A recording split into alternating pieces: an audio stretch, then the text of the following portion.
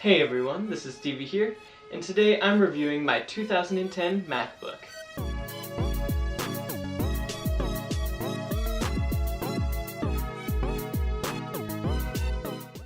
See, the reason why I bought this over a MacBook Pro of the same year is first of all price, and secondly performance.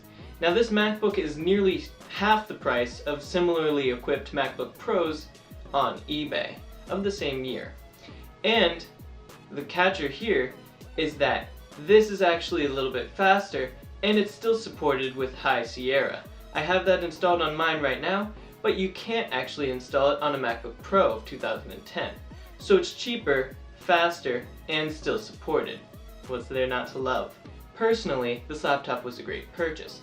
I bought it in the mindset of using it to learn how to use a Mac, because all my friends have them, but I found that I've fallen in love with it and I've actually put some upgrades into it just because I use it now every single day.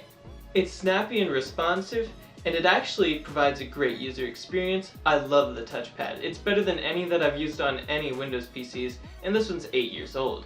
All the graphics work flawlessly, there's really never any stutters, but the only time that it ever hiccups is when it's playing video that's over 720p. However, I don't find that an issue, because the display is only 1280 by 800, which means it's just a little bit over 720p.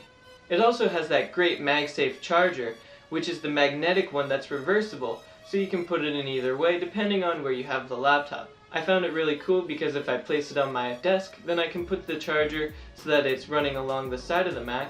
If I place it on my lap, then I can switch it around and have it going right out over my legs. It's also cool that one time I actually tripped over it and it actually just came right out, and it didn't damage the laptop or move it at all. So I thought that was really cool because that was always their selling point of it, and I never thought I would need that, but it actually worked. It also has a great keyboard, which is actually really nice because that's what you're mainly going to be using this laptop for. Typing, documents, and web browsing is really where this laptop shines. You can do more intensive tasks such as video editing, and I've actually done some on it myself.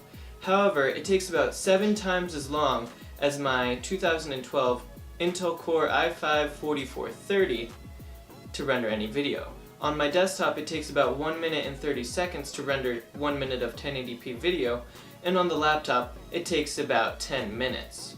That's sort of unusable, especially when you get into videos that are over 10 minutes long. Despite this, getting back to the keyboard, it has a great feeling to it. It's really nice to type on, it's quiet, here's some audio of that.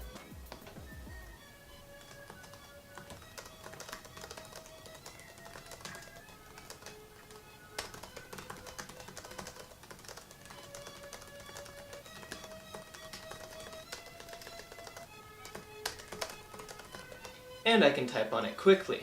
So overall, it's great for an educational environment where you're typing notes on the laptop, or anything similar to that, where you're not going to want to distract other people, and it's great for doing just that. Another strong point of this laptop is its display. It has a very saturated and vibrant display that makes viewing anything on it enjoyable. It's only 1280 by 800, which isn't very crisp. However, it doesn't matter much since it's only a 13.3-inch display, and it honestly looks pretty good. It definitely holds its own for being 8 years old, and I don't think that anyone would have any issue with this display. Gaming is also where this MacBook sort of falls short, because then the processor is maxed out and it really can't keep up. Even as something as light as Minecraft, you can see that on the lowest settings it only gets about 30 FPS, 30 to 35. Which really isn't usable, especially considering that Minecraft is pretty easy to run. However, the only issues that I've actually had with this laptop are the inconsistent battery life and the build. Now for the battery life, no matter what usage scenario, it really wildly varies. So one day I could be just typing on a document and I'll get like 6 hours of battery life. Versus another day I'll just be web browsing on a page that has no video or anything and nothing else is open, and I'll drain 1% per minute. And that's sort of weird. I don't know, maybe it's just my MacBook, but it's an older laptop. It might just be like that even when it was new. And going to the build, It's a great looking laptop, I'm not gonna lie. I really do like the look of it. It's kind of cool and retro. But since it is made out of plastic, it is prone to cracking, and that cracking can lead to some issues with the structural integrity and even usability. You can see that on the hinge on the back of the laptop display that it's cracking there, but that's really not an issue because it's not actually harming anything.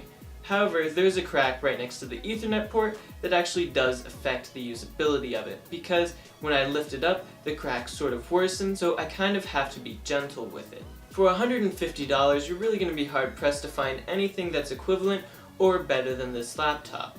This is really a complete package with a great display, keyboard, a beautiful looking build, and it's supported on the latest OS, and it has no stutters.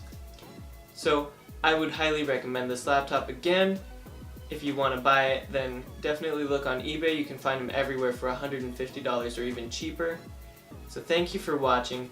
Please like and subscribe, and if you would, turn on that notification bell so then you can get new notifications to get videos like these every Monday. Thank you for watching, and I'll see you next time.